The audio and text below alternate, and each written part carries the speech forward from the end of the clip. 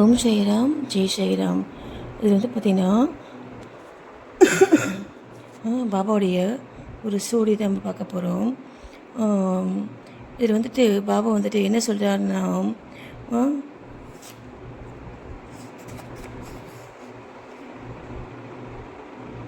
பாபாவுடைய இந்த கதைகள் வந்து பார்த்திங்கன்னா புனிதமான அமுதம். சரிங்களா? சரி, தனியாக வந்து ஒரு பதிவில் பார்க்கலாம் அதை பற்றி. இப்போ அந்த ஸ்டோரியை மட்டும் பார்க்கலாம், ஓகேங்களா? நாசிக் ஜில்லாவை சேர்ந்த வணியில் காகாஜி வைத்தியா என்பவர் வாழ்ந்து வந்தார். அவர் அங்கே சப்தஷ்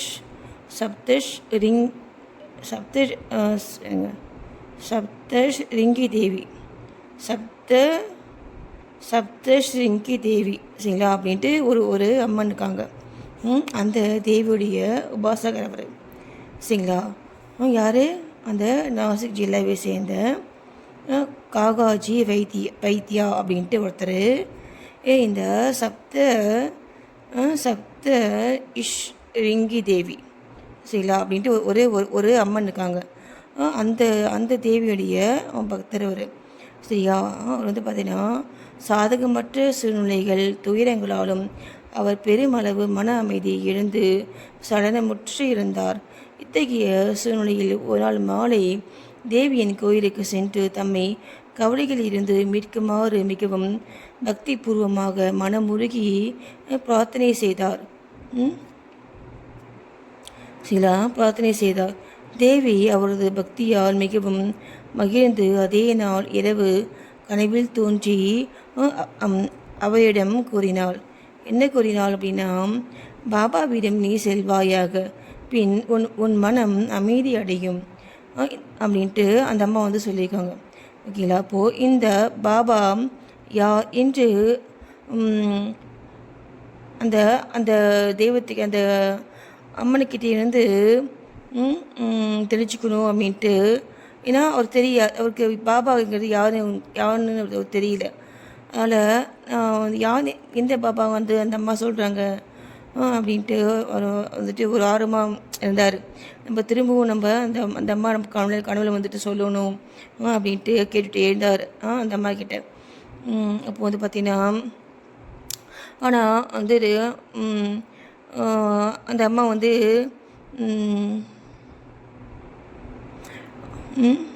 அந்த அம்மா வந்துட்டு கொஞ்சம் ரொம்ப நாளாக வந்து இந்த மாதிரி வந்து ஒரு தாட் வந்துட்டு அந்த அம்மா வந்துட்டு இவர் கேட்ட அப்புறமாவும் அந்த அம்மா வந்துட்டு சொல்லவே இல்லை, சரிங்களா. அதனால் அவர் வந்துட்டு சிறிது எண்ணத்துக்கு பின் பாபா திரையம்பகேஸ்வராக, அதாவது சிவனாக இருக்க வேண்டும் என அவரே வந்துட்டு முடிவு கட்டிட்டார். ஏன்னா அம்மன் வந்துட்டு யாரை சொல்லுவாங்க? சிவனை தானே சொல்லுவாங்க. அதனால் அவர் வந்துட்டு திரியம்பக்கு நாசிக் ஜில்லாவுக்கு போனார். அங்கே 10 நாட்கள் தங்கினார், சரிங்களா. இப்போது அந்த சப்தரிங்கி தேவி இருக்காங்க இல்லையா, ரிங்கி தேவி இருக்காங்க இல்லையா, அந்த அம்மா வந்து ஏன் கனவுல வந்து திரும்ப வந்து சொல்லலை? ஏன் திரும்ப வந்து சொல்லலை? அதுதாங்க நான் சொல்கிறது. என்ன தெரியுங்களா, எந்த ஒரு ஒரு மன வருத்தம், ஒரு கவலை, எந்த ஒரு உணர்ச்சி நிலையில் இருக்கும் பொழுது தெய்வம் நம்மகிட்ட பேசாது, இதான் உண்மை. ஆனால் நமக்கு தெய்வத்துடைய அருள் கண்டிப்பாக தேவையாக இருக்கும் அந்த சூழ்நிலையில். ஆனால் நீங்கள் தெய்வத்தை நீங்கள் நெருங்கவே முடியாது. ஏன்னா உணர்ச்சி நிலையில் இருக்கும் பொழுது நீங்கள் தெய்வத்துடைய அருள் வந்துட்டு அப்படியே வந்து இல்லாமல் இருக்கும்.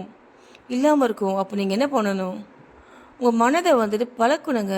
அதுக்கு தான் சொல்கிறது, உங்கள் மனதை இந்த உணர்ச்சி நிலையிலிருந்து வெளியில் வந்து வர உங்கள் மனதை பழக்கணும், புரியுதுங்களா? மற்றவங்களால் உங்களுக்கு உண்டாகக்கூடிய எந்த ஒரு தாக்குதல் இருந்தும் எந்த ஒரு சூழ்நிலையில் இருந்தும் நீங்கள் பாதிக்கப்படாத அளவுக்கு நீங்கள் முதல்ல உங்களுடைய மனதை நீங்கள் தயார்படுத்தணுங்க. இதெல்லாம் நீங்கள் வந்துட்டு ஒன்றும் இல்லை, நீங்கள் வந்து டெய்லியுமே எங்கே சுற்றி வந்துட்டு இருக்கவங்க கிட்டேயும் நீங்கள் அதெல்லாம் வந்து பழக்கிக்கலாம். பழக்கத்தில் தாங்க எல்லாமே வரும், சரிங்களா, ஒரே நாள்லாம் வராது. அப்போது நீங்கள் அந்த மாதிரி மனம் அமைதியாக இருக்குன்னா தெய்வம் இருக்கும். தெய்வம் கிட்ட பேசும், சொல்லும், உங்களுக்கு தோணும், உங்களுக்கு கனவுல வரும். இதாங்க உண்மை. சரிங்களா, ஏன்னா இது இந்த இந்த விஷயம் வந்து கொஞ்சம் கஷ்டமான விஷயந்தான். ஆனால் புத்திசாலிகள் இங்கே தான் வந்துட்டு என்ன வேலை செய்யுது. புத்திசாலியாக நம்ம இருக்கணும். சரியா, நம்ம வந்துட்டு மனதில் உண்டாகக்கூடிய எண்ணங்களுக்கு வந்து முக்கியத்துவம் கொடுக்காம அந்த எண்ணங்களை எல்லாம் வந்துட்டு அப்படியே புறம் தள்ளிட்டு, சரிங்களா, அதெல்லாம் அப்படியே விட்டுட்டு அமைதியாக உட்காந்து நமக்கு இப்போ என்ன தேவை, அதை நோக்கி மட்டும்தான் நம்மளுடைய சிந்தனை இருக்கணும். நமக்கு என்ன தேவையோ, புரியுதுங்களா, நமக்கு என்ன தேவையோ அதை நோக்கி மட்டும்தான் நம்மளுடைய சிந்தனையை நம்ம வச்சு நம்ம மனதை வந்துட்டு அமைதிப்படுத்துகிறோம். சரிங்களா, ஆனால் அதனால தான் சொல்கிறது, இந்த மாதிரியான ஒரு குடும்ப நிலை வாழ்க்கையில் வந்துட்டு இருக்கவங்க தெளிவான ஒரு ஒரு முடிவு வந்துட்டு எடுக்கிறதுக்கும், மனதை வந்துட்டு நிம்மதியாக அமைதியாக வந்துட்டு இருக்கிறதுக்கும் நம்ம வந்துட்டு என்ன பண்ணணும்னா, ஒரு இப்போ நான் இருக்க வச்சுக்கோங்களேன், நீங்கள் வீட்டு பெரிய சண்டை நடக்குது. சரியா, நான் வந்துட்டு என்ன பண்ணுறேன், அழுதுகிட்டே இருக்கேன். அப்புறமா பார்த்தீங்கன்னா அப்படியே சோகமாக இருக்கேன். நான் அப்படியே சோகமானே இருக்கேன், நாள் கணக்கில் இருக்கேன். சரிங்களா, ஆனால் நான் என்ன பண்ணிக்கணும் தெரியுங்களா, நான் இப்போது இந்த மாதிரி வந்து ஒரு சூழ்நிலை இருக்குது அப்படின் பொழுது முதல்ல என்னை வீட்டு நான் வெளியில் வந்துடணும். வெளியே வந்துடணும் அப்படின்னா என்ன அர்த்தம், என்னுடைய மனநிலைக்கு இல்லையா, என்னுடைய மனநிலையிலேருந்து நான் வெளியிலேருந்து நான் என்னை பார்க்கணும். வெளியிலேருந்து நான் என்னையை பார்க்கணும்.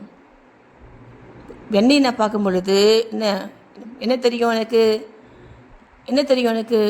நான் என்ன பண்ணேன், இந்த பிரச்சனைக்கு என்ன காரணம், என்னை சுற்றி இருக்கவங்க என்ன பண்ணாங்க, இப்போது இதில் யார் மேலே ஃபால்ட் இருக்குது, இதனால் நமக்கு என்ன நடந்திருக்கு, நம்ம என்ன செய்யணும், இதெல்லாம் நமக்கு தெரியும்.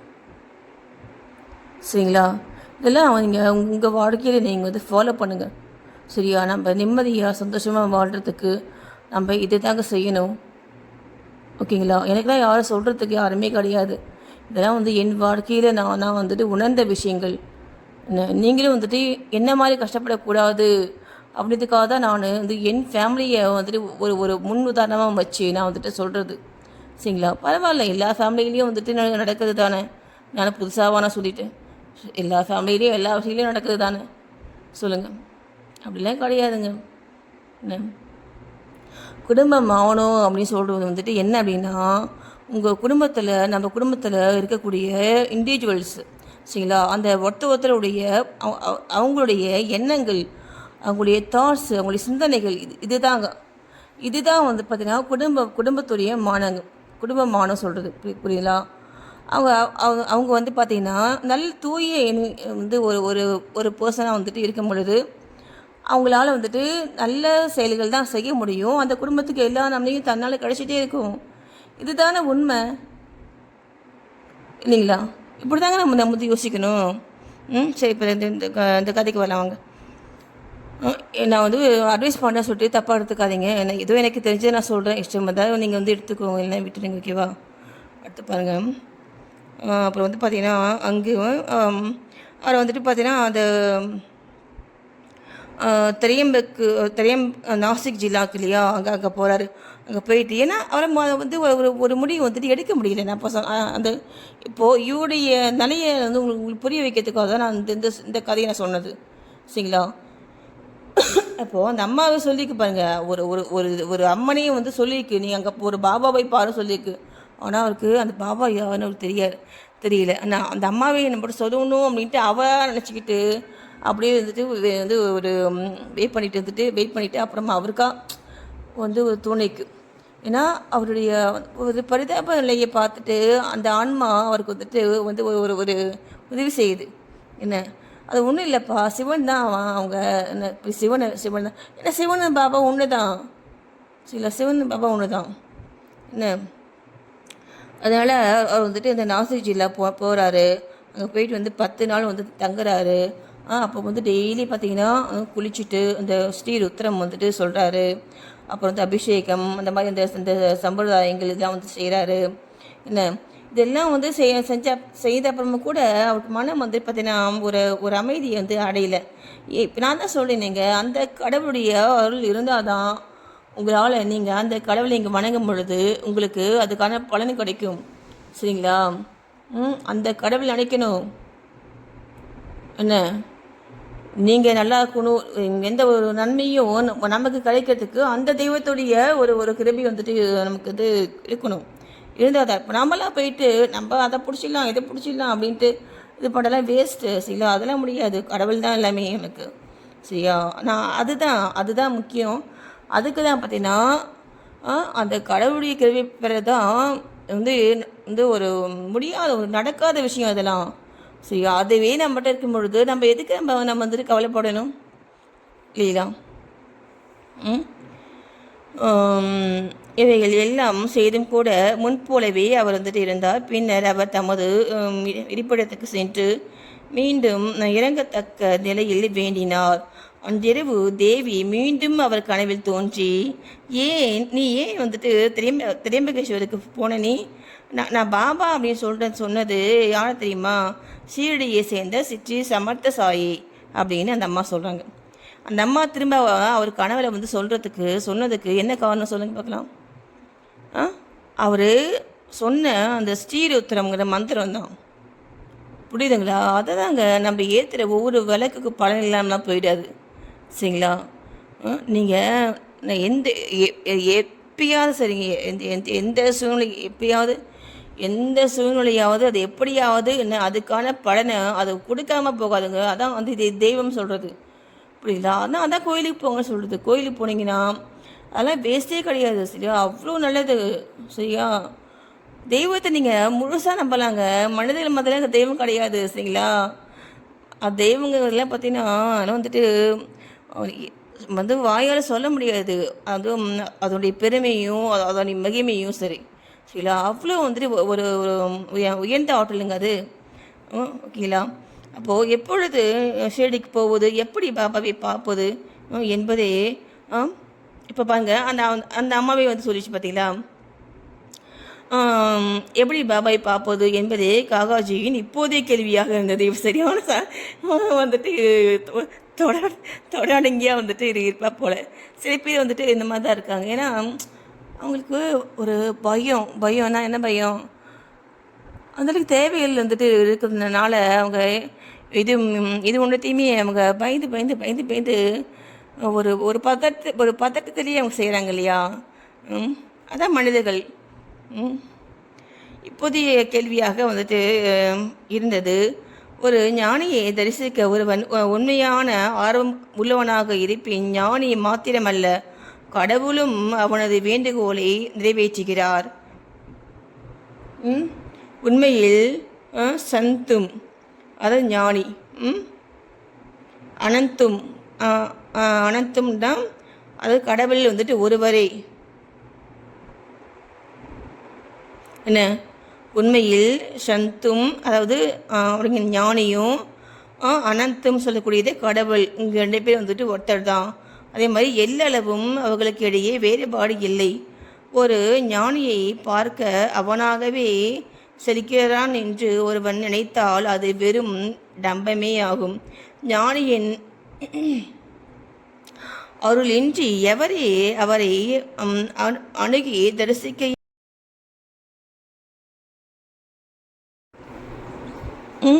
சரிங்களா? அப்போது பார்த்தீங்கன்னா அந்த ஞானியுடைய அருள் வந்துட்டு அவங்களுக்கு இருந்தால் தான் அவங்க அந்த ஞானியை போயிட்டு தரிசிக்கவே முடியும்.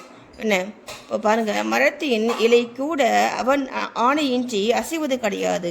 ஞானியிடம் செல்ல பக்தன் எவ்வளவு அதிகம் கவலை உள்ளவனாக இருக்கிறானோ, எவ்வளவு அதிகம் பக்தியுடனும் நம்பிக்கையுடனும் இருக்கின்றானோ, அவ்வளவு விரைவில் அவன் மன நிறைவு அடையும் வண்ணம் அவனது எண்ணம் நிறைவேற்றப்படும். ஓகேங்களா? அப்போது நம்ம இந்த மாதிரியான வந்து ஒரு தீர்த்த யாத்திரையோ இல்லை வந்துட்டு ஒரு கோயிலுக்கோ நம்ம போகணும் அப்படின்னா நம்ம வந்துட்டு என்ன பண்ணணும்? நமக்கு ஒரு ஒரு ஏக்கம் இருக்கணும், ஒரு ஏக்கம், ஒரு ஆர்வம், சரிங்களா? அதெல்லாம் இருக்கணும். நம்ம அதை வந்து நம்ம நினச்சிட்டே இருக்கணும், சரியா? நம்ம எந்த சாமிக்கிட்ட நம்ம போகணும்னு நம்ம நினைக்கிறோமோ எனக்கு அந்த சாமியை நம்ம மனதால் நம்ம நினச்சிட்டே இருக்கணும், சரியா? அப்போ தான் அந்த சாமி ஓகே ஓகே நீ வா அப்படி சொல்லி இல்லையே நம்மளை கூப்பிடுங்க. ஏன் ஓகேவா? அதான் நம்ம சொல்ல பாருங்க. ஞானியிடம் செல்ல பக்தன் எவ்வளவு அதிகம் கவலை உள்ளவனாக இருக்கிறானோ, எவ்வளவு அதிகம் பக்தியுடனும் நம்பிக்கையுடனும் இருக்கின்றானோ, அவ்வளவு விரைவில் அவன் மன நிறைவு அடையும் வண்ணம் அவனது எண்ணம் நிறைவேற்றப்படும். புரியுதுங்களா? பக்தி, நம்பிக்கை. சரி, நான் உங்ககிட்ட வந்தால் எனக்கு எல்லாம் சரியாயிடும் என்ன அப்படின்ட்டு நம்ம முழுசாக நம்ம அந்த கடவுளை நம்ம நம்பிட்டோம் அப்படின்னா என்ன நம்பி நம்ம அது கடவுளையே நம்ம வந்துட்டு நினச்சிட்டு இருக்கணும், சரியா? நினச்சோம் அப்படின்னா அந்த கடவுள் வந்துட்டு அப்போ தான் அந்த கடவுளையால் நமக்கு கிடைச்சி நம்ம இந்த மாதிரியான விஷயங்களில் நம்ம வந்துட்டு வந்து ஒரு நம்மளை வந்துட்டு ஈடுபடுத்தி நம்மளோட தேவைகளையும் பூர்த்தி பண்ணி நம்ம சந்தோஷமாக வாழ முடியும்.